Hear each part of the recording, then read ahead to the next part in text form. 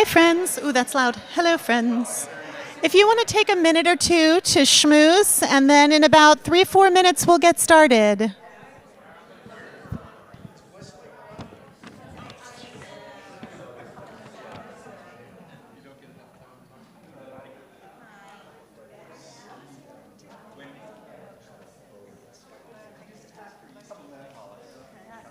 Take one of these to Absolutely.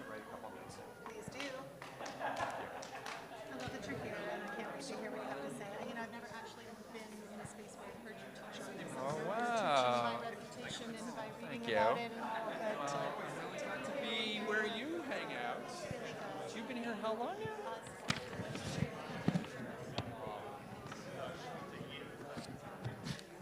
Great.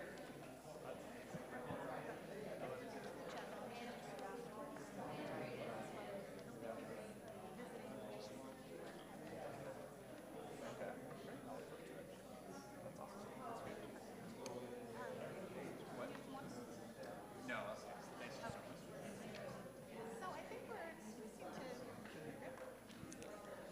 Hi, friends. I want to welcome everybody. I am Cantor Hollis Schachner, and it is an honor and a privilege to be with all of you, whether you are here as Temple Shir Tikva members or Temple Israel members or family and friends of David's. I want to note the fact that the little stuff going on in our world today, we didn't expect news to drop the way it did within an hour of convening together to talk about this very important topic. That being said, I'm just going to invite all of us to be really present in this space for the learning we're here to do together tonight. And it's an incredible privilege to welcome Rabbi Joel Mosbacher here in honor of our David Passer Memorial Social Justice Lecture for this year. I want to say, as always, a huge word of thanks to Mark. And a huge word of thanks to Alice and to Barry also for being here, that David's immediate family is here, his dearest. So just a word or two about David and Shir Tikva. I first knew of David as the executive director of the Rashi School, where he was famous for standing outside the front door and greeting every family and every kid by name as they walked in every single day. And then he brought that kind of love and presence and relational superpower to his work here as our executive director when he came on board at Shir Tikva, and he made me better immediately. He developed my organizational skills. He helped keep me accountable. He taught me all about problem solving, and most especially partnering and caring for folk in all kinds of sensitive situations, because he had a touch like no one else's for really seeing people where they were and meeting people where they were. I could say so much about his real heroism and activism in justice spaces along with Mark. I'm going to leave that to Mark and to others to share. But I have to just say that knowing, as we were talking about over dinner, had David been born just a little bit later, he would have been a phenomenal rabbi. And instead, he dedicated his life to being a real Rebbe to many of us in the Jewish world. And his thumbprint is very much on my heart and on this community's heart and in Boston widely and beyond. So with that, in memory of David, I'm very excited to bring my friend Rabbi Joel Mosbacher. You'll hear some more formal bio and introduction about him in a moment, but I knew Joel by reputation. Rabbi Mosbacher and I met faculty together at Eisner Camp for the first time. And you might imagine at camp, kids are kind of really interested in swimming and making friendship bracelets, and learning Torah with the visiting faculty for a week is probably not on the top of their list of things they want to do. And when I first encountered Rabbi Mosbacher, I think it was one of those moments, and I was a deer in the headlights because it was my first year, where we were under a tree next to the Gaga pit, and it was one of those moments where somebody must have said, "The kids are running early, they can't go to their next activity yet. Clergy, someone teach something." And I watched Rabbi Mosbacher step up into that void in front of 50 kids and just open up a conversation about the nature of God and faith. And I remember thinking, how's this going to go? And I saw one by one the kids put down their friendship bracelets and start asking questions and start engaging with laughter and inquiry. And I was thinking to myself, wow, this is a guy I can really learn from. And I have, and I'm really grateful to have the opportunity to share in learning with you tonight, Rabbi Mosbacher, and have our wider TST and Boston community learn from you on this incredibly important topic where you have made such a difference, and I know it's so close to your heart. So with that, I'm going to invite Mark to share some words, and we'll get the evening rolling.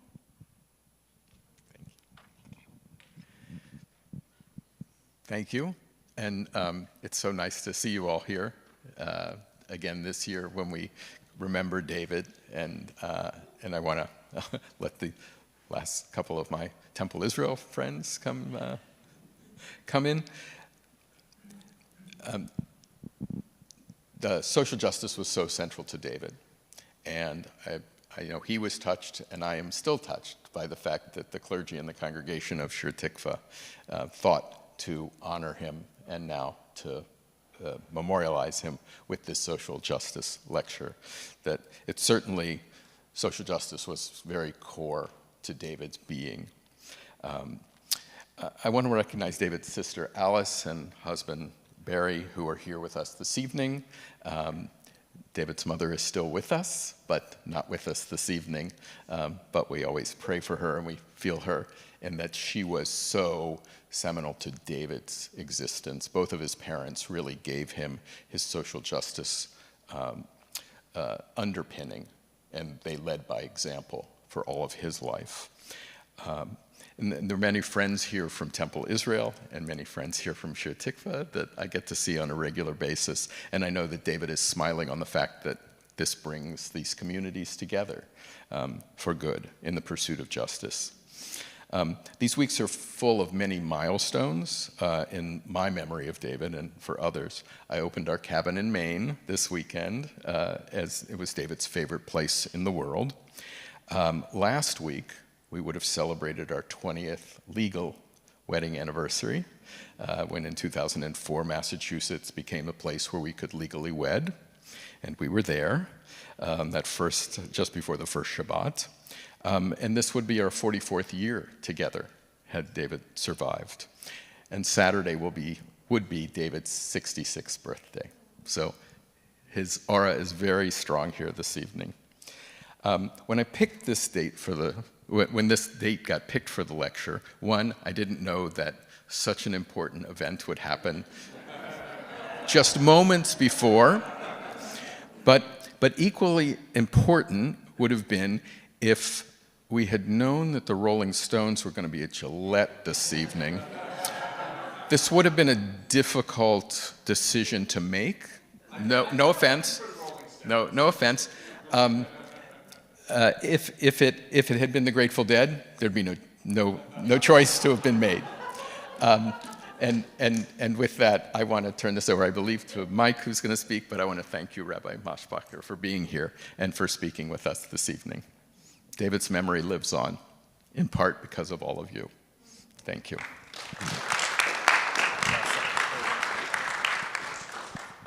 All right, hello, greetings. For those who don't know me, I'm Mike Wadness. I'm on the Board of Trustees for Social Justice, at least for the next couple of weeks. Then I get to hand that role over to Bob. But as we were kind of getting together and thinking about what we wanted to do this year for the Social Justice Lecture, there's one topic that we've been thinking about for quite a number of years, and that, of course, is guns. And obviously, we've heard it many times throughout the years, and it's been something that we've struggled with. I know I've had a lot of trouble thinking about what can we do, right? We're in Massachusetts, and thankfully, Massachusetts has the strongest, or at least one of the strongest, gun legislations in the country. And it's a wonderful thing, very, very proud of that. Yet, we still have these issues. And so what can we really do about that? And how do we motivate our congregation and those from TI who are here? What can we do here in Massachusetts, where we already have strong legislation? And when we thought about this, one name came up again and again and again as a leader in this, and that's, of course, Rabbi Joel Mosbacher. And we said, we got to get this guy here as far as, getting us a little bit more motivation, a little bit more inspiration. So just a little bit, for those who didn't read his bio, I'm not going to read the whole thing, but he has served as the senior rabbi of Temple Sharai in Tefillah since 2016, and that's on the Upper East Side of New York. Okay, so go visit at some point. Rabbi Mosbacher is a social justice leader within the Reform movement, a recipient of the Teruah Rabbinic Human Rights Hero Award in 2016. He serves on the national strategy team of the Metro Industrial Areas Foundation and is a national co-chair of Metro IAF's Do Not Stand Idly By campaign to reduce gun violence. Rabbi Mosbacher has been featured in national news outlets, and he speaks and writes extensively on issues concerning social justice, Israel, and Jewish values, among others. So obviously we've got the man here, we've got the expert, and I really want us to think about today not just as being lectured to, but as being part of that discussion, part of that plan, and as we sit, think about what our next steps are going to be as a congregation. That's really what I want us to focus on, is that tonight being a way to kick off what those next steps can be. So for those of you watching on the live stream, you're going to get a chance to participate as well. You can email me. There's been an email already sent to you. It'll be on one of the slides, but you can email me questions. My email address is mwadness@sharetikva.org, MWADNESS@sharetikva.org, and of course that'll be displayed on one of the slides. So for those of you watching at home, you can email questions and we'll get those asked. For those of you in person, you can just raise your hand. You don't have to email. I mean, well, you can if you want to. But afterwards, we really will continue the discussion, and there was also going to be some light snacks afterwards. We can go next door and continue the conversation as well. So without further ado, let's get this party started. Thank you. Thank you, Mike. Thank you, Mike, and thank you, Cantor Hollis. We saw each other tonight when we met up for dinner, and I think we didn't recognize each other because we were used to seeing each other in like camp T-shirts and shorts. So like we dressed up for the occasion. So just in your honor, it is a really big honor to be here and to address this important issue. And I was hearing over dinner and earlier from Mark and Alice just what an extraordinary person David was. I also know that we're approaching his 10th yard site, and so we pray that his memory is a blessing. I'm sorry I didn't know him. He was clearly someone who talked and thought a lot about the difference between right and wrong, and didn't suffer fools who were not on the right side of issues. And so I know that his memory is a blessing to his family and to this community and to the Boston community for all that he did. And I'm very honored to be here with all of you. And I've been hearing a little bit from some of you already in the lead up tonight to some issues around guns that have come up in Sudbury and Littleton. And so I know this is something that, although you're in Massachusetts, that does have one of the toughest set of gun laws in the country, there's work to do. And my hope is that part of what I can do tonight is paint a picture of what some action might really look like.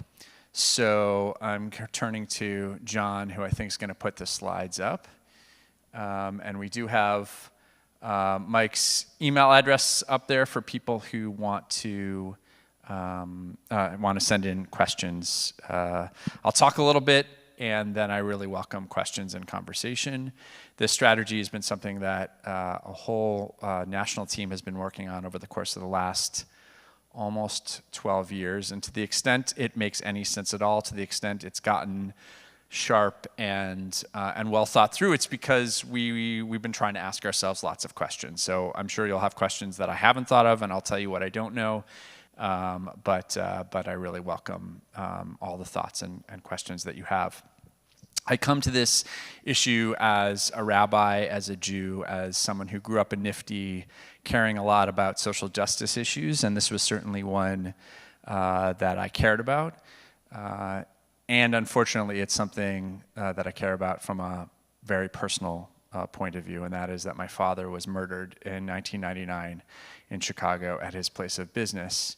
And so this issue that for me was something I cared about in general and something that I was aware about in general became not something in general at all for me, something very particular.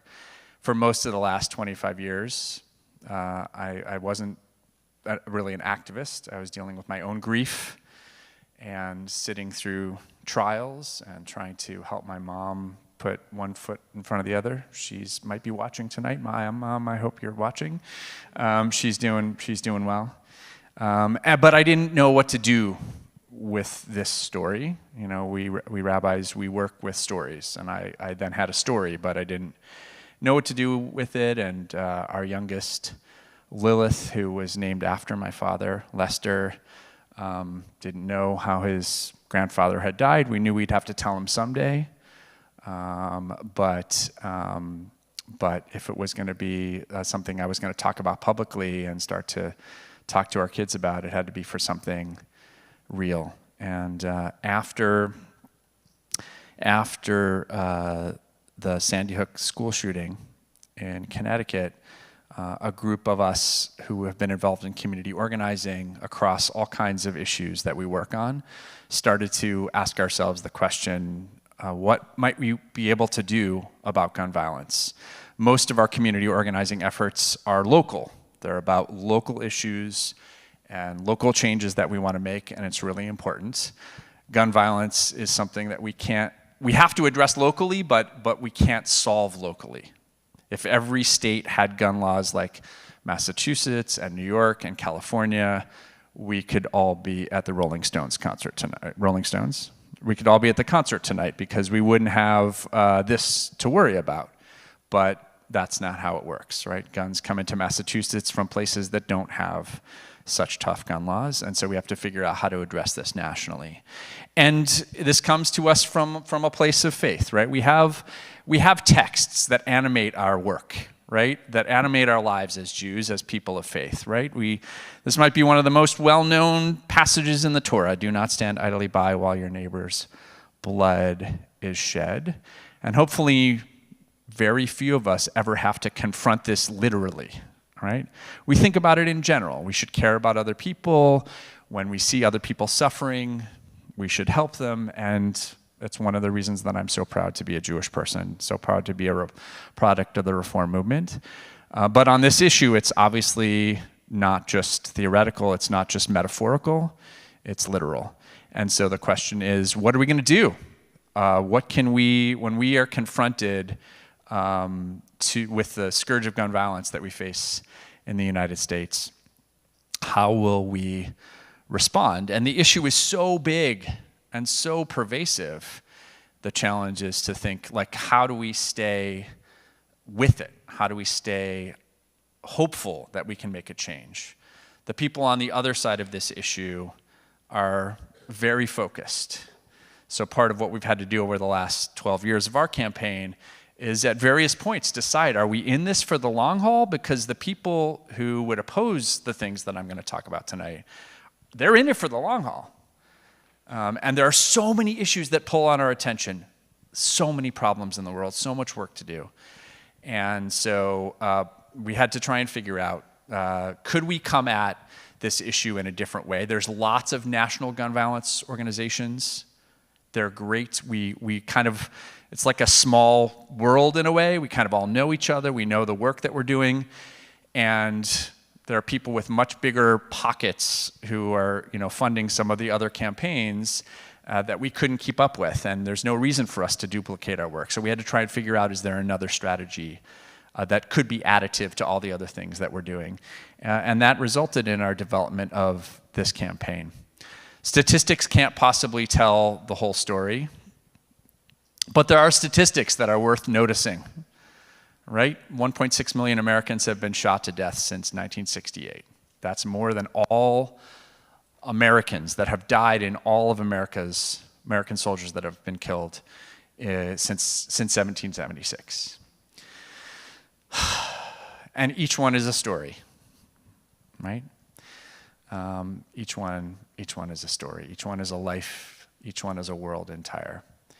And 2023 was another terrible year in gun violence. All these statistics are here. 47,000, more than 47,000 Americans killed by gun. More than half suicides. That's something I feel like a lot of people don't know. Suicide by gun is the largest number of gun deaths. There are so many mass shootings that we're aware of.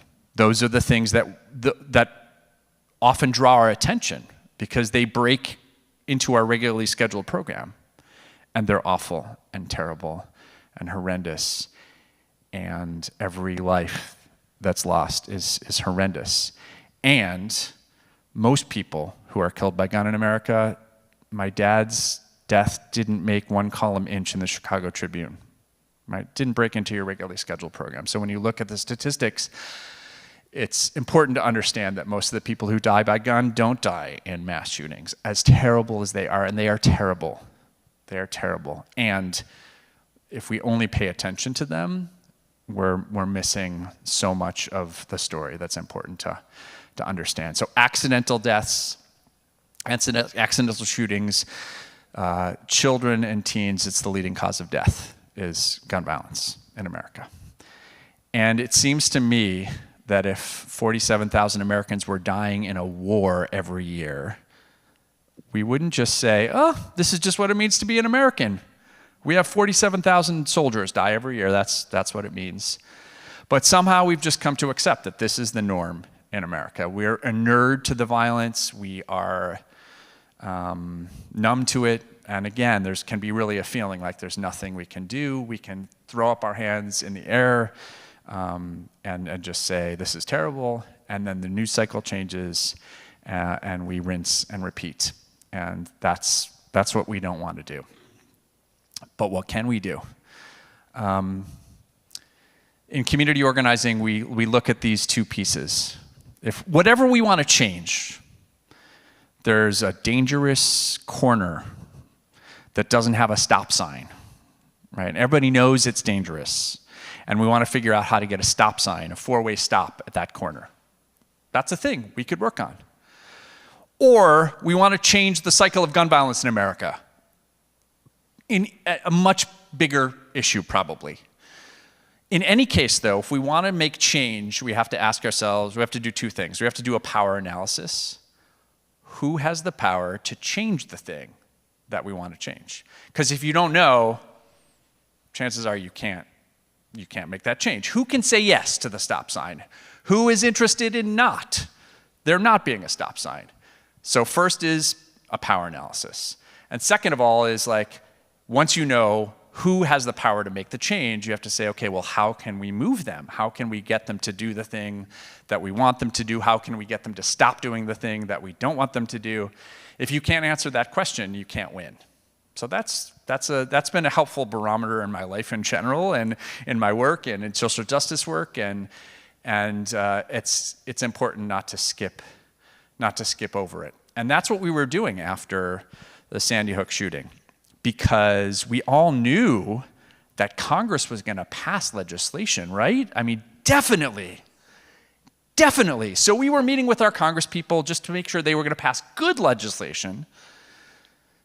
But we were also thinking at the same time, like, is Congress the only people that have power? Is the president the only one who has power? They definitely have power. We're going to talk about them in a minute. But then they didn't pass any legislation. And they didn't just forget. It wasn't they just had to do their hair that day and they forgot. I don't know. They decided to do nothing at all. And that was a moment of despair for those of us who care about gun violence. And it led us to, we didn't start this campaign only because Congress didn't act, But we did do this as we were trying to figure out, well, if Congress is the only one that has power and they're not going to do anything, then we're in real trouble. So we started to ask ourselves, who else, in addition to Congress, not instead of Congress and the president, whoever the president has been. We started this campaign during the Obama administration. Didn't do very much, just saying. So there's work to do in Washington, but we tried to start to ask ourselves, who has power?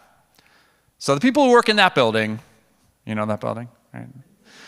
They have power, and there has been some decent legislation last year. There was some okay legislation. So shocking came out of that building that was pretty good on gun violence, but not the kind of work that we need done.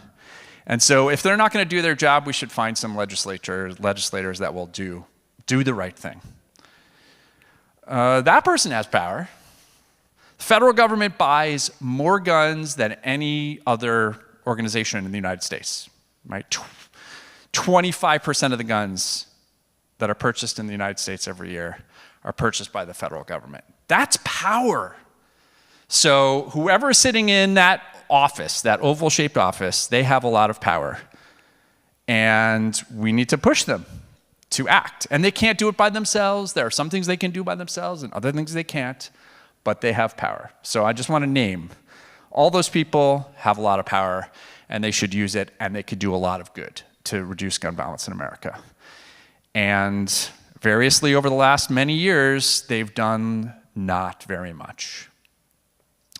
So we started looking around and seeing who else has power. This is the test part. We were told there was going to be a test. Okay, so I wanted you to see if you know these men. I'm guessing you might not. I will be very impressed if you do.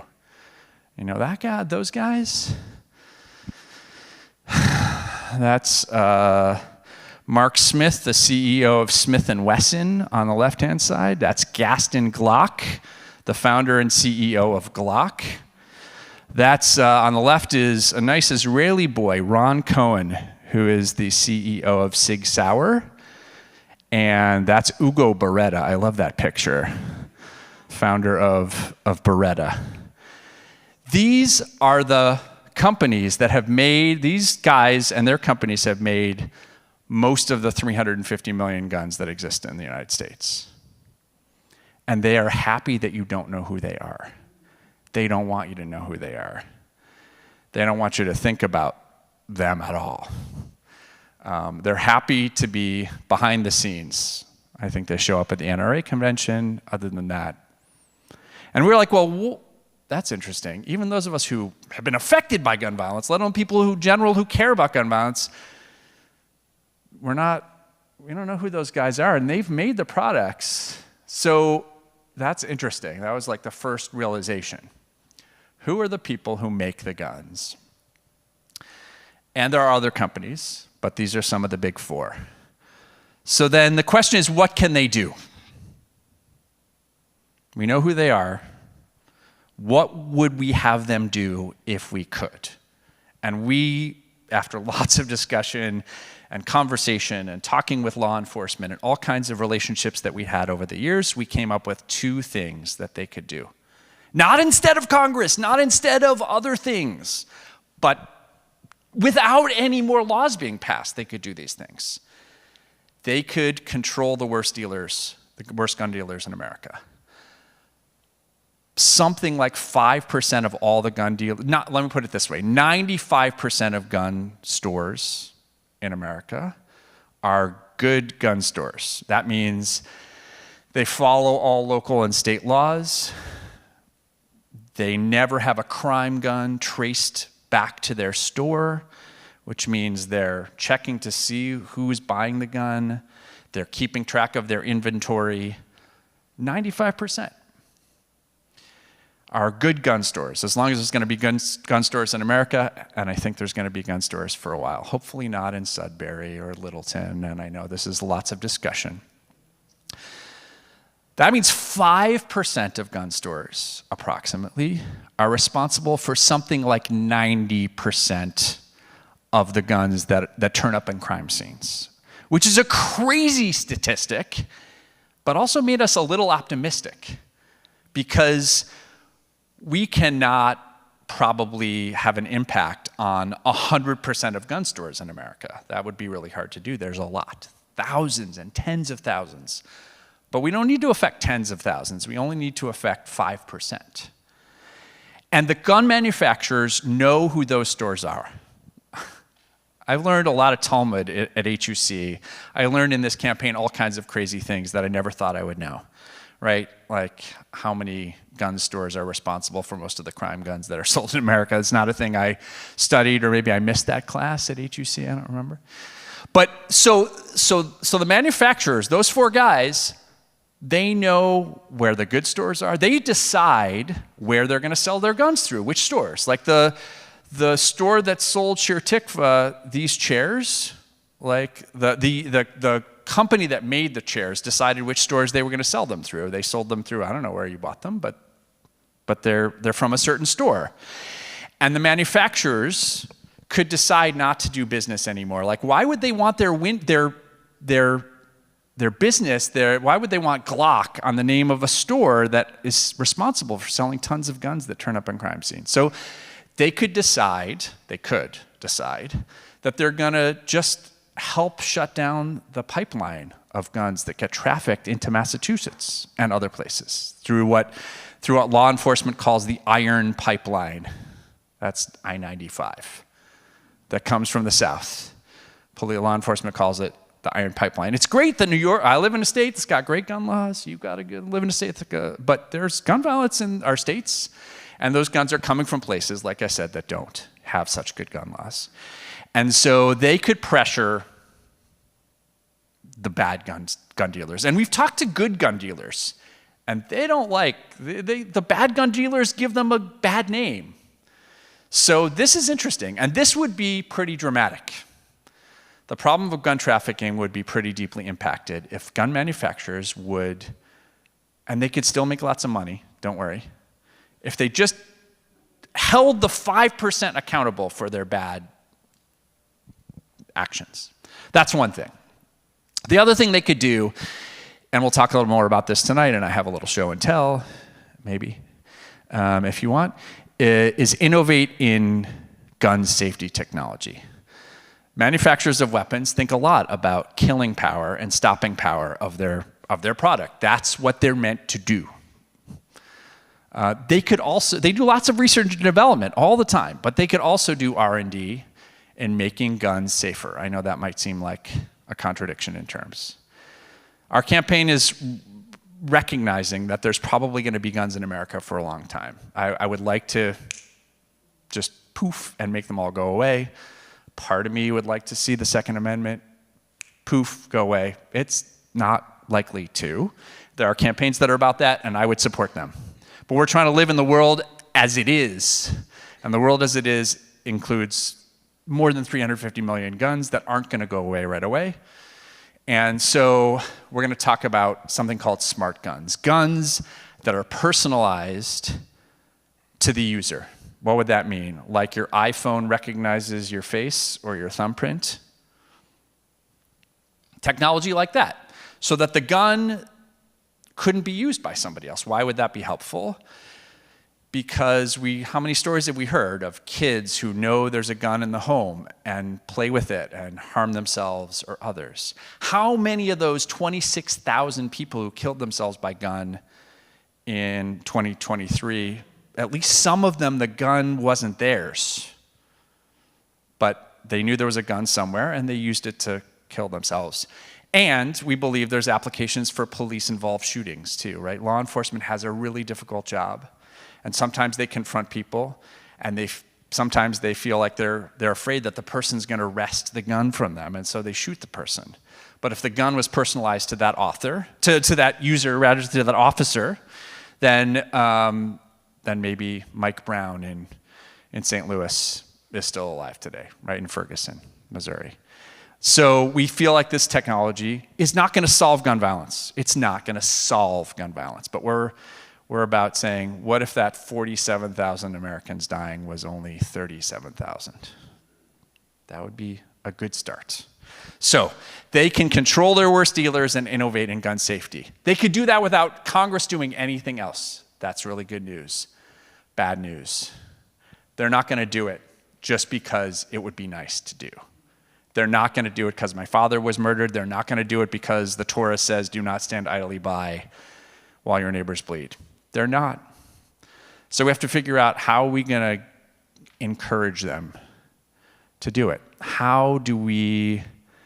Is there anything that we can do is there any power that we can wield that would incentivize them to do this? That's the power analysis and the strategy. So we started by trying to meet with the CEOs of the gun companies. I love community organizing for lots of reasons, mostly because we get some stuff done usually, but also because we're willing to try all kinds of stuff. We sent letters to a bunch of pastors and rabbis sent a letter to all the CEOs of the gun companies, and we said, we'd like to meet with you. And they did not invite us over for tea. They did not. Shocking. I'm sorry. I should have told you to sit down before I told you that.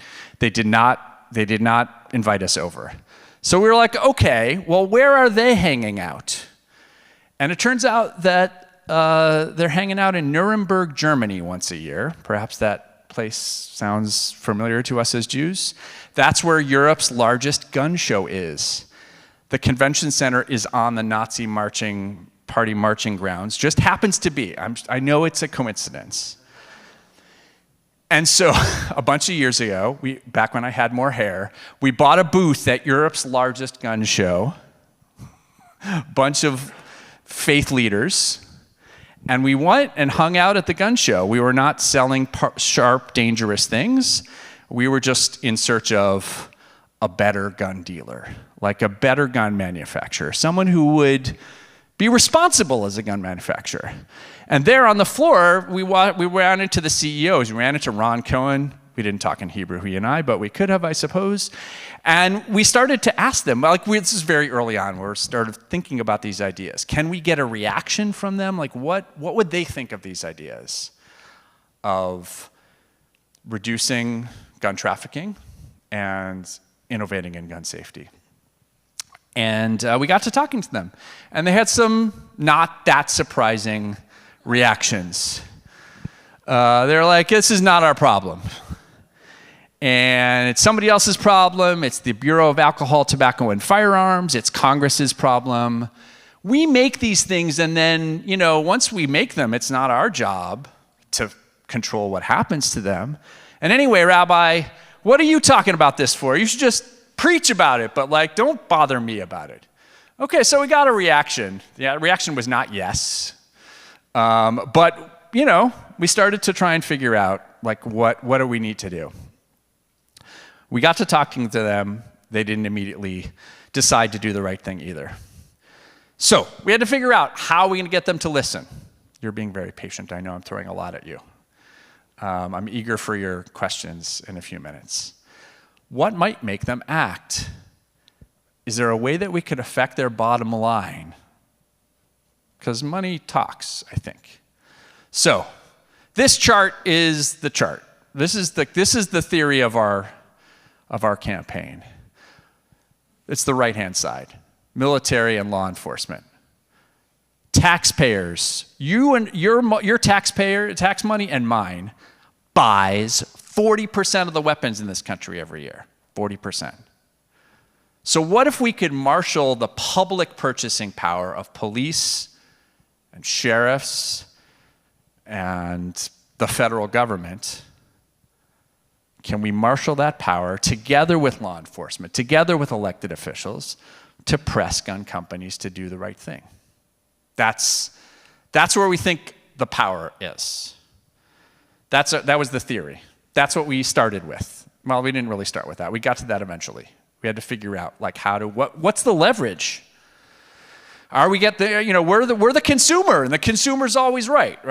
We through our tax dollars, we're buying the guns. And so would the Gaston Glock did not invite a bunch of clergy over or take a meeting with us, but if 40% of his marketplace share said, oh, I'd like to meet, he would take that meeting. So that chart is kind of the story of what we're working with overall. We have been building a consortium of public sector gun buyers. That means cities, towns, villages, hamlets, states, trying to press the federal government to work together to pressure the gun industry to reduce gun violence. Not to do more than they can do, just to do what they can do. That's all we want, just to do what they can do. We've recruited public officials from all over the country, and we've been asking them to do these things, to ask gun CEOs to make gun safety a higher priority, to explore the viability of smart gun technology, and work together where it makes sense to pressure the worst crime gun dealers, to try and hold those gun dealers accountable. The gun dealer piece is kind of amazing. In suburban Maryland, within sight of the Capitol building, within about 3 miles, there's 2 gun stores. One never has a crime gun traced to it, and the other has so many guns that turn up in crime scenes in places like New York and Massachusetts and other places. So it's possible for there to be responsible gun stores. So we've done a bunch of things. We held the first smart gun show. Another thing I never thought I would be doing. Introducing law enforcement to gun designers. I thought I'd be making matches as a rabbi. Those were not the kind of matches I was thinking about. But law enforcement is skeptical. Guns are part of their tools. And so we'd ask police that we were talking to, like, what do you think of smart guns? And they were like, 100% of the time, they were like, they can't work, they're not reliable, they won't work when I need them, they're not safe, and a bunch of other things. And when we would ask them if they'd ever seen one, approximately 100% of the time, the answer was no. So when we started 12 years ago, most of this was like science fiction. There had been a Bond film. I'm a big Bond fan. There had been a Bond film where his gun, H&K, that's what Heckler & Koch, it's a German company, that's what he always has carried since the 60s. In the Bond film, and that he had a gun that only he could use. And I think a bad guy tried to get it from him and it didn't fire. So we called H&K. We were like, is this a thing? You're like, no, that's just like on a movie set. That's not a real thing. So 12 years ago, it was like just a theoretical thing. But then, in part, we think, because we've been pushing and because of lots of different efforts, designers started to create technology that seemed promising. And so what we did a couple of years ago on a gun range in New Rochelle, New York, we had met a bunch of law enforcement talking about this campaign, and we met some smart technology designers. And we brought them together on the gun range in New Rochelle, and then we just got out of the way. Because those people actually know guns. I know some Torah. They know actually about guns. And all of a sudden, law enforcement was like, could you put this thing that's on this side of the thing, could you put it over there because it would be better? And they were like, yeah, we could do that. It's like, oh, okay. That's interesting. We also learned, if you want to read if you're really desperate to read a book about guns in America, there's a book called Glock, The Rise of America's Gun. It's not really a beach read. But one of the things we learned when we read that book was, this is just interesting, whatever kind of guns police have, that tends to be the kind of guns that people who want to own guns have. So why is that important? It's because I'm in a synagogue. I can use this. Sometimes when I talk in churches, I can't use the word hechsher. They're like, what's that? But basically what that means is if law enforcement says this new kind of technology is good, that's a hechsher, right? It means like a seal of approval. And then other people because there's a lot of skepticism. People tell the story. Smart technology is another way in which the government is trying to take your guns away. Okay, yeah, fair enough. But if law enforcement says it's good, then we might be having something something real. And so we started to get law enforcement to test out this technology. And they started with arms crossed, like, yeah. But they're like, sure, I'll try out a new toy. It's fine, I don't mind. We're not asking them to use it on the job. We're asking them to test it out on the range or wherever they put it through the same tests that they put every other kind of technology that they're thinking about. Some law enforcement said, oh, well, we don't want any technology in our guns. And we're like, do you have any technology in your cars? You don't like say, please don't put any technology in my cars. So you want to know that it works, and we understand. So anyway, we've been working with law enforcement. We also have worked in certain places. This is in suburban Cleveland. That's our colleague, Rabbi Josh Caruso, and worked to get some of the worst gun stores in America either shut down or a consent decree from the local police to make sure they follow the local and state laws. So we've been working on that. And we issued, this is another term I didn't know, some of you will know, an RFP, a request for proposal, together with a whole bunch of jurisdictions around the country. We said, in a very official, fancy kind of document, these municipalities are interested in a new kind of technology. Is anybody making that? And designers responded. Now, Gaston Glock didn't respond. And we got to be able to get to the big guys. But in the meantime, designers are like, wait a second, there might be a market for this thing. That I had this crazy idea. And so the idea is, could we incentivize? Could we explore what's possible and maybe even incentivize the development of these products? And then if we found them, then we had already law enforcement partners who said, well, yeah, we would test it out. So that's what we've been doing. These are just some of you could go online now. You could not do this 12 years ago, but you can now.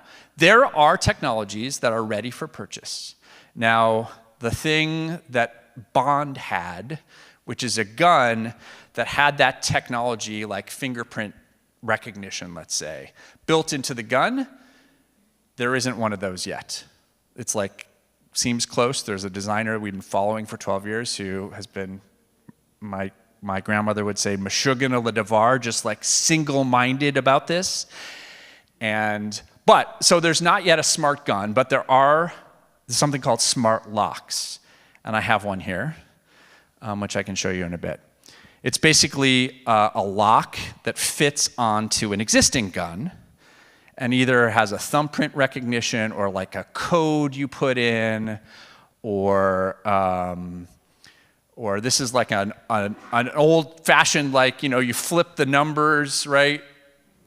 Right? This is a holster kind of lock that either could go.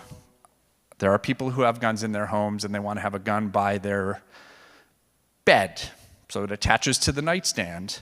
And it can't be, I agree with you, I saw that shutter, but there are people who some of the best helpers in this campaign, I want to just be clear, have been people who are gun owners, because I know about the hurt guns can do, but I don't understand. I didn't grow up with guns. I didn't grow up with that culture. And so I shudder also.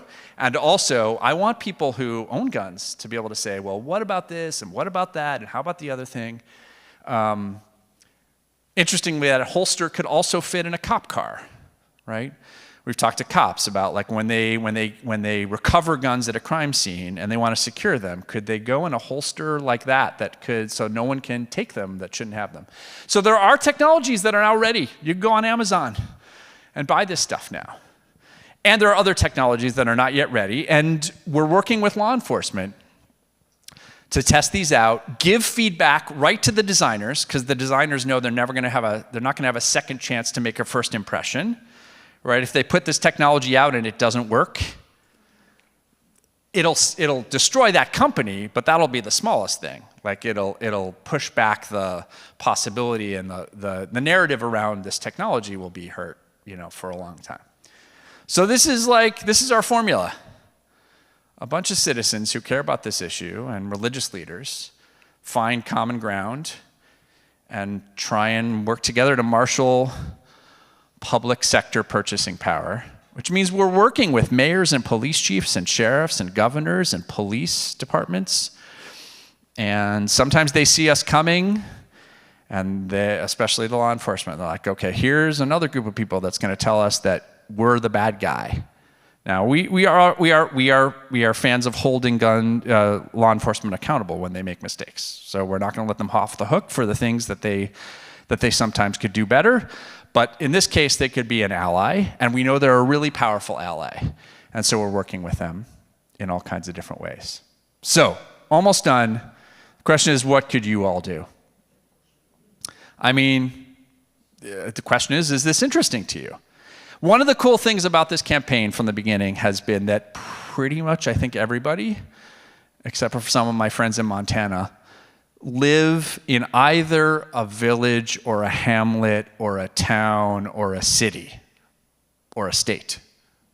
And if you live in one of those things, you could do this because you have a mayor, a police chief.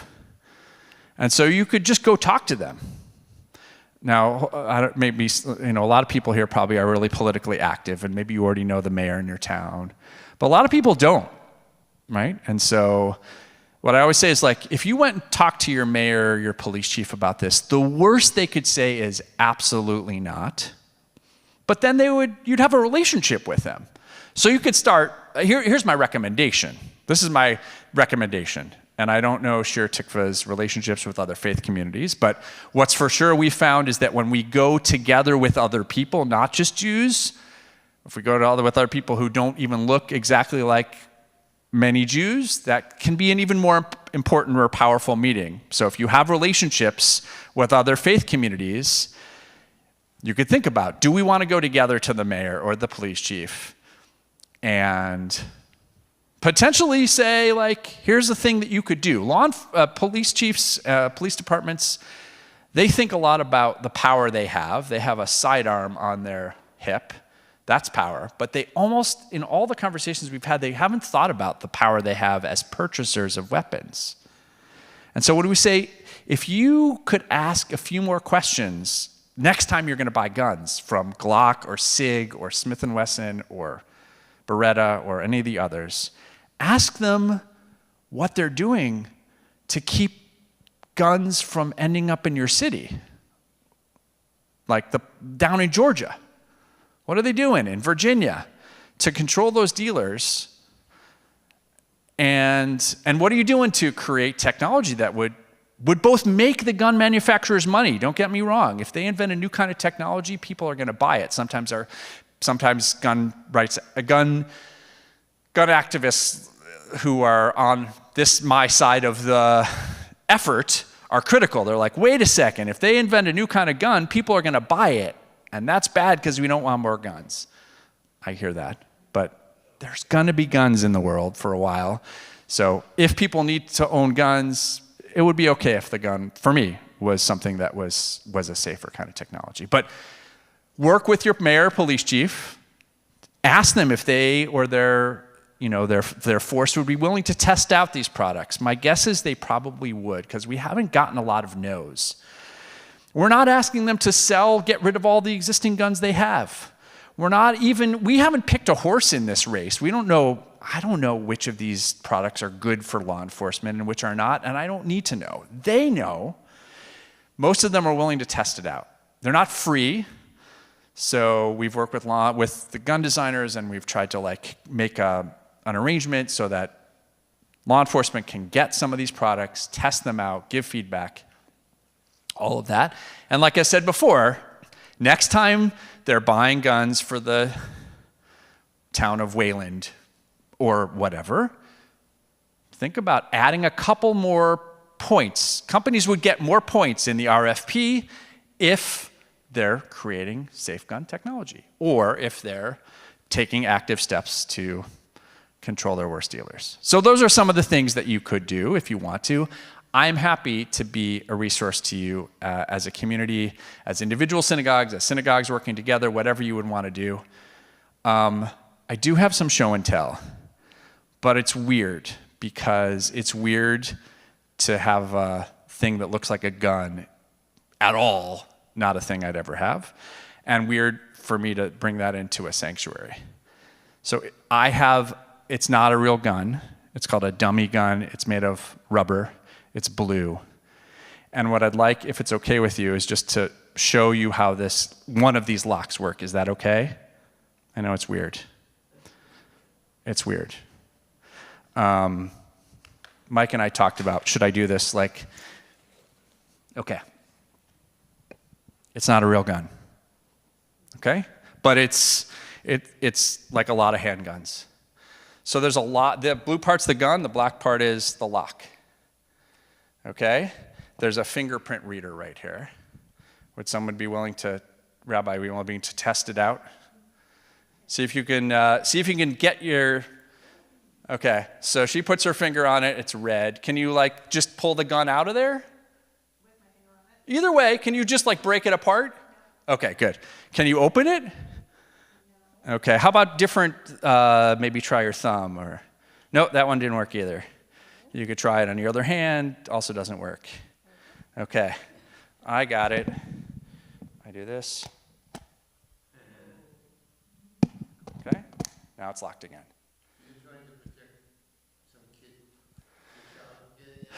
Trying to keep kids.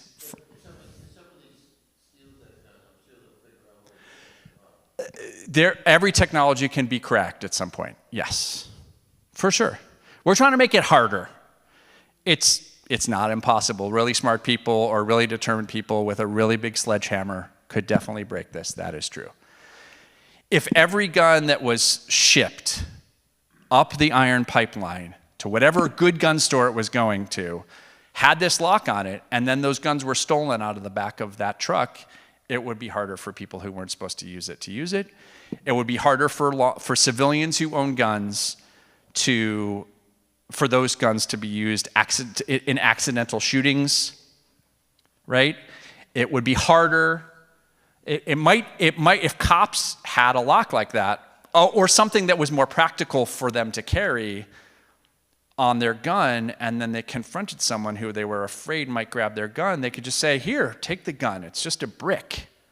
So it's not a whole solution, but it's not fixing the problem of gun violence. We're trying to do things that could make things better. But I hear the push, which is yes. Yeah, but you're right. Could it be cracked? Yes. Yeah, and this is also I will say already this is an Identalock, and the company this is an earlier generation, and they're figuring out how to make it better and more secure and more reliable. But that was less than a second it took from my finger. So sometimes people say, well, I don't want to put a lock on my gun because I need it when I need it. Well, that wasn't very long. And if you have a cable lock, which is often shipped with guns or sold with guns, it's basically like a bicycle lock, which, speaking of things that could just be clipped with clippers, by the time you find the key to that lock, that's actually going to take more time. So I'm not saying this is the thing. Pardon me? This helps the 5-year-old. It helps someone who is in an emotional state in a house who knows there's a gun there that isn't theirs, who might use it to harm themselves or another person. It makes them slow down. Even if they go get the sledgehammer, maybe by the time they get the sledgehammer, they'll be like, okay, wait a second, maybe I shouldn't do this. So, good. Let me stop here. Questions, agitations, push, please ask, and I want as much clarity as I can give. Yes. And there was one more slide that just had Michael's email address one more time for people who are watching online. Yes, please. I actually don't really, okay. Oh, right.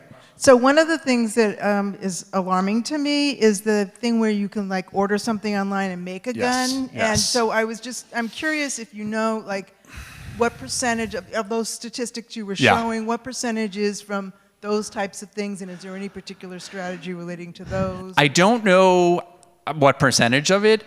My sense is that it's not a lot, but that doesn't mean that in 5 years it's not going to be a lot more. that's called ghost guns, where you can and someone was you guys were telling me that in Sudbury, you can't buy the whole gun, but this store can sell you these 2 pieces, and that store can sell you the other 2 pieces for a Glock. It's to make your own Glock. So, Littleton. Ghost guns, I think that's the term, is not fake news. It is a real thing. I don't think it's super pervasive right now, which isn't to say I'm not worried about it, and I don't have a strategy for it. But I don't, right now, first of all, right now, I don't think it's like a massive problem. It's a thing I worry about. It's a thing we should worry about. It's a thing that I think state legislatures could regulate potentially. And so again, even while if we're doing this, we could also be pushing our state. New York State has really tough gun laws. We've been helping to try and help pass an additional layer of gun laws that might help prevent ghost guns. So there's more that we can do. Our campaign isn't really focused on that yet, but probably we should be starting to think about it. We got a question over here. Yes, please. Let's assume we elect a Congress Yes. that's wise about gun control. Yeah. Is it your view that the Congress over time can deal with the problem? That guns can deal with the problem? What do you mean? That Congress can deal with the problem? Absolutely. And then there's an assumption that the White House would be supportive, but Right. it's the Congress I'm asking about. I mean, I think that Congress could pass a lot of laws that could help, right? There was an assault weapons ban between 1994 and 2004, I think, that was not perfect. And there were all kinds of loopholes and things like that, but there were way less gun deaths between 1994 and 2004. So yeah, that was passed by Congress, and Congress could. My Yeah. question is, Yeah. what might be possible if we all advocate Yes. and elect a Congress that really wants to deal with this problem? Yes, please. Could not Congress, going forward, deal with the problem? 100%. This is not, and I thank you for what's your name? John, thank you. We're not doing this because Congress can't do anything or won't someday. This is a different angle on it, but Congress absolutely can and absolutely should. And there's been I don't need to tell you all this, right? There's so many infuriating moments where it's like, just do the most basic thing that isn't going to keep people from owning guns who want to own guns, and isn't going to take guns away from people who have them, and everything. And so that's been frustrating, but it doesn't. Yes, Congress could do a tremendous amount, John. Absolutely. And we need to keep pushing for them to do that. Yeah. I'll let you tell us who's coming next, Mike. Yeah. Thank you so much. Sure. Question Yes. that struck me. So these designers that your committee has been working with, Yeah. they don't work for the gun manufacturers. They don't work for the big gun manufacturers. A fair number of them would like to be bought by the big gun manufacturers, and we would be okay with that because, again, some of this technology, it's about as widespread as ghost guns are right now, which is not very spread. But if Glock or SIG or Beretta or any of these big companies decided that they wanted to get into this space, that would be a game changer. Someone said to me a few years ago, you're trying to create an emerging market. I was like, yeah, that's what we're doing. We're trying to create demand because we're pretty sure the supply will follow, right? We've gotten a sense from some of the big manufacturers that they're doing lots of R&D on this. And it seems that no one wants to be first, and also no one wants to be last. There's a lot of push from the NRA and other forces that want to push back on all these kinds of efforts. But they don't want to be the last ones. So I'm guessing they've been looking at all these smaller designers and figuring out what they're doing. They're not, the short answer to your question is the designers we've been working with, unfortunately, because we want to work with the big manufacturers, are startups, small operations, medium-sized operations, who see this problem, who also see that there's a buck to be made, and that's from my perspective, it's okay, because if it ends up doing the right thing, that would be good. But the real way that we're know we're getting somewhere is when one of these companies decides they're going to do R&D or publicly announce the release of a smart lock, or even better yet, if they would, develop a smart gun, which they could also do. And my second question, Yeah. I apologize for the That's second, taking a second question, but the 95% Right. of the Good gun stores. gun right. stores, Yeah. do they have power with the gun manufacturers to say, do this for our protection and That's a we'll good keep question. buying from you, or we can't? It's a good question. I mean, I think they do, and they have all kinds of products on their shelves that are selling, and so they have to decide if they're willing. Are they willing to put their relationship with Glock at risk to push them? But then their customers are gonna be like, where are the Glocks that I want to buy? So I think it's a really interesting question. We haven't tried to organize them in the way that we've tried to organize police, but I think that's a really interesting. Tell me your name. Karen, thank you. That's a really interesting idea. I like it. I think that's super interesting. Thank you. Yeah. Hi there. I just wanted to know if you could comment on the parallels and lessons learned, if any, between tobacco Totally. and litigation Yes. and PR, et cetera. Yes. I love that question. And this, just a quick follow-up, if you could weave this in, is the difference because there's no hunting version of a cigarette? Tell me your name. Rich, thank you. We actually, another thing I like about organizing is that I'm super impatient, and there have honestly been times in the last 12 years when I'm just like, this is a good idea, but it's not going anywhere. It just feels like it's not going anywhere. And people who've been at this longer than me are like, look at how long it took to reduce smoking in America. How long it actually took a long time to get seatbelts in cars. There's old advertisements from, I forget which car company, I knew this at some point, that said, we're not putting seatbelts in cars, they'll choke people to death when there's an accident, right? And so we've looked at those campaigns both for strength, to know that's how about, not just consumer products, how about equal marriage? How long did that take? And none of those things happen, because this is why sometimes people say to us, well, why don't all the gun groups just get together and do the same thing? Think if you were working also with Moms Demand Action, and also, first of all, we do work together, but what we've learned from those campaigns is that none of those changes happen. They didn't happen. They might have seemed like an overnight success, but they weren't. They took years and sometimes decades. And none of them happened because of one lawsuit or one really good ad in the New York Times or any other or one piece of legislation. They moved because people who were all trying to change that thing were pushing and pulling, all kind of with the same thing in mind, but from different strategies. So yeah, we look at those campaigns to try and say, that's actually what's one other thing that strengthened us. It's I'll just be honest, in the quiet of this room, the money that Mike Bloomberg is going to put on his nightstand tonight when he goes to sleep is more money than I will ever see in my life. It's way more money than we have in our campaign. And so Mike Bloomberg has done amazing work to push this stuff forward, but we've had to be a little more scrappy because we don't have the resources to hire. We have one half-time staff person. I'm a volunteer on this campaign. So we've been looking at those kinds of campaigns to understand, how does change happen? This is a long answer to your short question. How does change happen? And it happens way slower often than we want it to, and also it happens because there's many different efforts all pulling in the same direction but trying different strategies.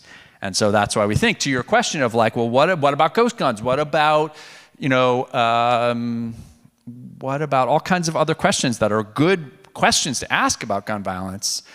we've tried to stay laser focused on this piece because we think we think it's viable, and B, we feel like we're already making an impact. And so sometimes I hear a thing, I'm like, oh, we should do that. I'm like, oh, well, who's going to do that? Are we going to not do this anymore? Sorry, this is a very windy answer to your question. I hope that makes sense. It's a really important question. Yes, this gentleman has also been waiting for a long time. Go ahead. Go ahead. Richard. So I'm Richard. Nice Yes. to have you here. And my mind is going more to what we have and what we've had and what's already manufactured. So I think you've given us some really great statistics tonight. I'm going to try to remember them. I can share the slide deck too. The one I didn't hear was how many guns are in the United States right now per person? And I think there's a number out there. I've heard between 350 million and 400 million, which means more than one per person. Right, right. And so the other Or comment maybe there's related, bigger numbers than I haven't heard. That's great. And related to the 47,000 Yeah. that were killed, they were all killed by existing guns. Yes. And our entire conversation tonight, not entire, a lot of the conversation is how do we sell more better guns? Yes, I understand. And so then you can imagine where my mind is going. Yeah. I kind of want to get rid of I understand. a whole bunch of guns that are out there understand. that killed I 47,000 agree that with you. year and thousands of others. And so I praise what we're talking about, but I have to redirect it back to how about we get the guns off the streets that are there? I agree, and that's why, thank you, Richard. Often in these conversations, because we can see the technology, my mind too is like, oh, let's go to the technology. But honestly, that kind of thing, even if Glock started doing it tomorrow, right? That's slow food. Like that's going to take a long time to permeate the market. So the real impactful thing, which would help on the issue of getting trafficked guns off the streets, is the piece about gun stores that sell guns that turn up in crime scenes. If that piece was moved 1%, that would be really dramatically impactful about the guns that exist already in the country. So that's why we've sort of always been about both of these pieces. So I hear you and I agree with you. And yeah. Buyback programs, we've talked to law enforcement. There's not too many AK-47s showing up at gun buybacks. Now, to your point, like any guns that are no longer in people's houses could be a good thing. But like law enforcement tells us mostly like guns from the 19th century like get brought to, it's fine. It's not, I'm not saying they should be in somebody's home. So, but again, you could say, I've been saying to you, like we're trying to work around the edges and figure out what we can do and everything else. So gun buybacks are a thing. We've heard from law enforcement that when they do a gun buyback, they're not seeing the guns that most worry them. They're not seeing the guns that are being used for the most part in crimes. But it's not to say it's a terrible idea. It's just not. It doesn't seem, from what we're hearing, that it's affecting the guns that you and I are most worried about off the streets. So, and to just piggyback on that, the New York Times has a podcast called The Daily, and earlier this year, one of their episodes was about the gun buyback programs and what happens to those guns. And well, it's a good listen. So. The Daily podcast put out by New York Times, and I mean, to that point, Mike. I mean, there's so many levels of weeds in this I could get into, but I do want to say one more thing. One of the things that's kind of insidious that happens, and I'm not telling you this to upset you. I'm saying, like, if you were to get into a real conversation with your police department, this is a question we try and get to. The gun manufacturers are really clever. they say to the town of, Mahwah, New Jersey, where I'll use my town instead of your town. They say, well, the gun you want for your police retails for $550, but we'll give it to you for $450. All you have to do is trade back your old guns. Everybody wins. The taxpayer wins because we only paid $450 instead of $550. The cops get the gun they want. And then, as best as we can understand, the gun manufacturers can, separate from buybacks, can then resell those guns in a completely unregulated way. They end up in other countries. And so like there's another layer which we sometimes will ask law enforcement is like, in addition to when you're talking about your next purchase of weapons for your town, we want you to understand, where are the guns that you used for 15 years? What's going to happen with them? If they get melted down, that would be great. If they're going to get sold in Virginia and end up back in Mahwah, you might want to know that, because that happens. So it's an issue. Like, what happens with old guns? Buybacks can be one way to do it. And there's also pressure we feel like we could put on the manufacturers to do the right thing with regards to old guns. Yeah, please. Thank you for your patience. Tell me your name. My name is Sheldon. Sheldon. You talk about the buybacks as an example. They did it in Australia. It was very successful. Great. But that's awesome. A lot of the stuff you're talking about, trying to make an analogy to like smoking or seatbelts. Yeah. One of the big reasons why they both succeeded was because seatbelts have to be in cars, and warnings have to be on cigarettes. Yes, those were congressional acts. And you can't smoke in restaurants, and you can't smoke in schools. Yes. And to make this idea of these locks are voluntary. And people in Massachusetts, I'm sure there'll be a high number. The people in Georgia, you're not going to get many. I mean, I looked at your list there of police departments. Yeah. One in Texas and one in Florida. Right. And the one in Texas was in Austin. Yes. And that says, you're right. I mean, I think it's a great idea, but the real question is, even if they came up with this great technology, and they had it on Amazon for $29.99 shipped same day, how many people are really going to buy it? And the problem with, like he said, the problem about getting rid of the bad dealers is that they're out there already. I mean, there's more. The United States per capita has the highest gun ownership on the planet. Yes. And in the Second Amendment, the way they interpret it. The only consumer product mentioned in the Constitution. Yes. And unfortunately, unfortunately it was poorly interpreted by the courts. Sure. You're not going to get it back. You want to do buybacks. You might do pretty good in Massachusetts. I bet you won't do good in Georgia or Mississippi. And I mean, that's really the problem. The problem is we have so much out there. Even if you got rid of all the bad gun dealers, and you got 10% of the people that buy these locks, will we see a difference?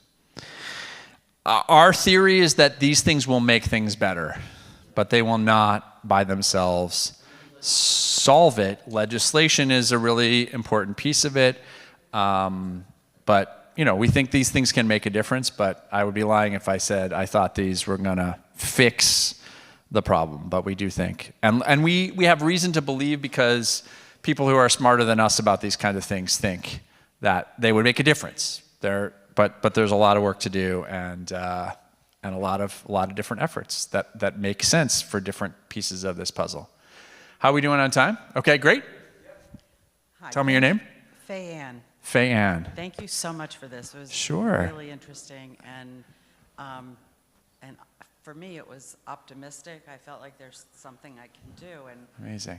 In that vein, I'm wondering if the materials are available, what you presented, because I didn't memorize it, and I know our synagogue. I know our synagogue has a great relationship with the local police. Fantastic. And That's it amazing. seems like an easy one to, we know the police chief well, and it seems that would be an easy conversation to have. And I live right down the street from my police station, and I would have no problem going in That's and asking amazing. to talk about this Great. if I had some information. Yes. And I'm also personally a friend of a mayor of a big city next door. Huh. So That's great. I just think we know people. Yeah, and we absolutely. can talk to people, even if it is in Massachusetts, For because sure. what you're showing me Yeah. is that things have to get started, and Yes. the more it comes to the attention of the gun manufacturers, and I think you're absolutely right. People will buy what the cops have. I think that is universal across the country. It's true. That's cool. That's what they have. Right. And I'm very optimistic, and I thought this was fascinating. I'm really glad, Van. Yes, I'll share the slide deck, and as I said to Cantor and to Mike, I'm glad to be a resource. Like, I've done a lot of like Zooming. A group of people like hear this and they're like, we think we might want to go meet with the mayor or the police chief. How do we, like, do you have any suggestions? The answer is yeah. I mean, you'll do it for your context. You already have the relationships, but I'd be glad to chat with you and sort of help strategize about what to do. And the other thing I really appreciate the last point too. We started in Mahwah, New Jersey, and we met with the police chief. That was where I was a rabbi at the time, and we met with the police chief that we had a relationship with. And he said, Rabbi, for my force, we only buy 15 guns every 15 years. Like, Gaston Glock doesn't care. I said, yeah, but you by yourself, you are right. But you and Wayland and ultimately, I've lived in New York for 8 years. We work with, I think, 4 different police commissioners. If New York City buys the second most guns in America, they definitely talk to each other. Well, that list, which, yes, is mostly not so much in the South and not so much in red states, and that's a problem.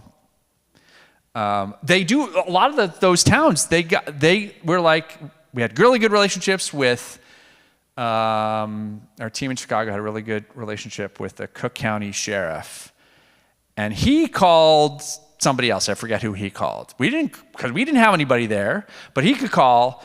And so it does have to build to get their attention. When we were at the gun show, Fan, it's like you've been with us since the beginning. It's great. We had 15 cities, towns mostly, on our list at that point. We were a few months in, and we got to the CFO of Glock, I think, and he actually stopped for a conversation. We handed him the sheet of paper, and you could see him doing math in his head, which is what we wanted. The theory is we can make it in his self-interest to do the right thing. And he's like, well, Jersey City, New Jersey, it's kind of a decent-sized town. But that was the biggest place we had. And he was like, yeah. But we could, I don't think we were making it up. He was looking. He's like, how many guns do I sell in these places? So, yeah, individual small towns like many of us live in, and I've lived in most of my life, except until I moved to this big city and 8 years ago. Those on their own, they can't make a huge impact, but collectively they can. And back to the technology piece, it could make a difference in your town if the law enforcement decides, that they want to use, that some of this technology could be useful for them. It makes your town maybe a little bit safer, or maybe makes impact even broader than that. Okay, so we're gonna transition in a moment, and I'll explain about that. But Okay. first, we have to give the mic to one last person to ask a question, and that, of course, goes to Mark. Okay. It's not, of course, but I did see Cincinnati and Columbus on your list, Yes. so you've made some inroads. Yes. Yep.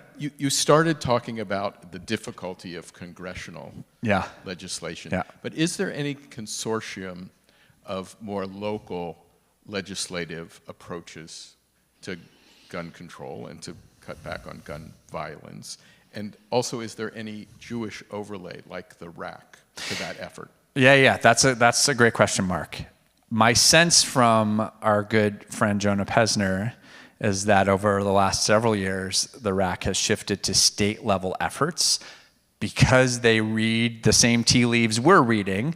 And while, I'm sorry, I forget the gentleman's name John, who rightly asked, well, but what about Congress? I'm like, yes, absolutely.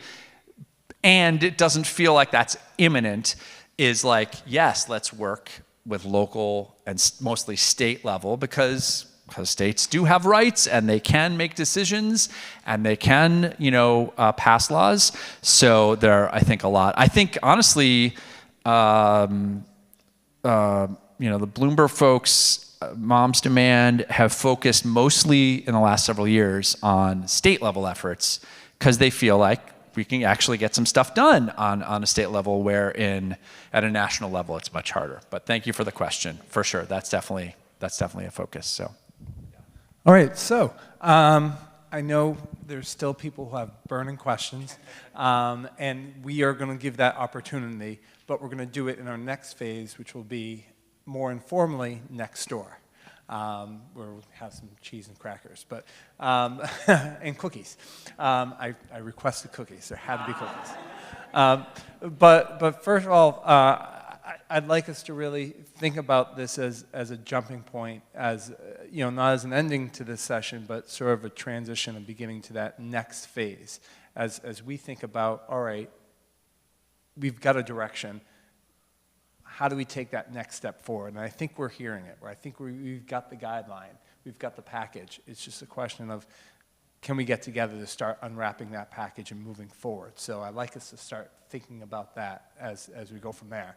So thank you so much. You are welcome. Thank you for having me. Thank you for your hospitality and your questions. And if I can be a continued resource to you, I'll be glad to. Thank you so much. Blessings to everyone here. Thank you, Rabbi Mosbacher, and just one or two additional thank yous. Thank you to Mike for being our board trustee for social action and helping us organize wonderful moments and opportunities to learn like this. Thank you, Mike, so much. And to Leah Staffen in the back, who's our Director of Community Engagement, who has worked very hard behind the scenes to make sure this event came together. To John Legg, who runs tech and makes sure that we are seen and heard and that slides work, so he's always there making it all happen behind the scenes. Bob Koster for support, who will be coming in as our social action trustee too as well. And also just to our whole TST office team, and on behalf of the rest of the clergy team, who unfortunately were not able to be here tonight, but send a lot of affection and gratitude to you as well. And most importantly, Mark, thank you for having shared your beloved with our community and letting us continue to love him through keeping his work and his passion for social action alive. I couldn't help but think that you guys would have been really good friends. And I feel his presence very deeply here today. So huge gratitude, and most especially to you, Rabbi Mosbacher, for your inspiring teaching. Thank you, thank you. We look forward to being in touch and talking about next steps as we try to mobilize as a community. So Cantor isn't going to thank the Cantor. Can we thank the Cantor? That's very, very sweet. Let's go eat cookies. Thank you, thank you. It's fantastic. And, as much as it's fantastic just on the level of this particular